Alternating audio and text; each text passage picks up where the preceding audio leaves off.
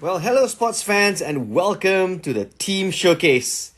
The Team Showcase is a series of videos where we feature different teams from different fantasy and sci-fi settings. In this episode, we will be looking at Blood Bowl's Reikland Reavers. According to the lore, the Reikland Reavers were initially known as the Altdorf Acolytes. They had to change their name after the Acolytes' stadium, the Griswold Memorial Stadium, collapsed. The reason for this collapse? Well, apparently there was some cost cutting by the builders, and there was also allegation of some payback of some sort. The Acolytes then changed their name to the Reikland Reavers, and they now call the Altdorf Old Bowl their new stadium. This team is from the 3rd edition base set of Blood Bowl. This set comes with 2 different teams, a human team and an orc team, and both teams are made from plastic. The only 2 plastic teams in this edition of the game.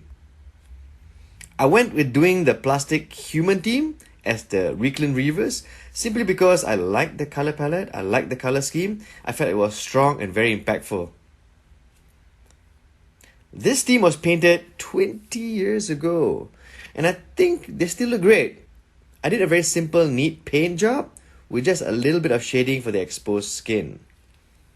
When doing sports teams back in the day, I tend to go with a more flat color because I like a team where all the uniforms just match.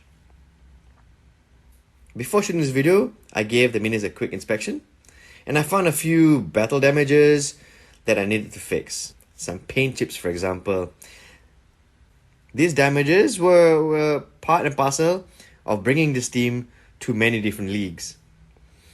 However, when deciding to feature this team, I realized something was missing. The decals.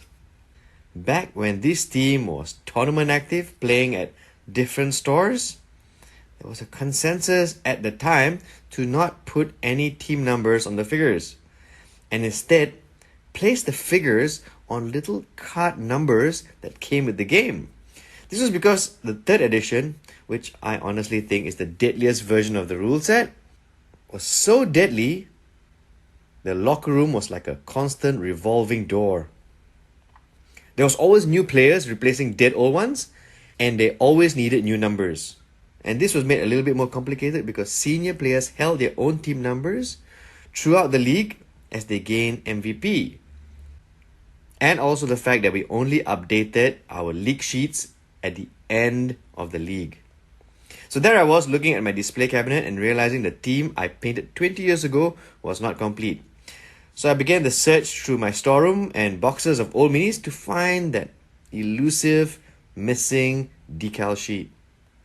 Months passed as the team waited for their numbers, but I decided it was more important to get this team on video than to spend any more time looking for the decals.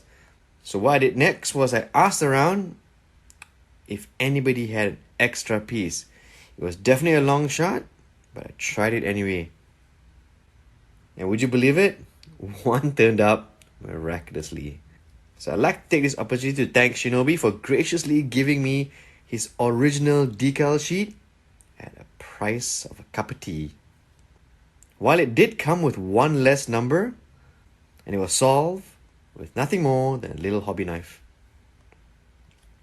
In terms of gameplay, this team comes with 2 catchers and 2 throwers, so I suppose the idea behind this team initially was that this would be an all-round team that leaned towards a more throwing game.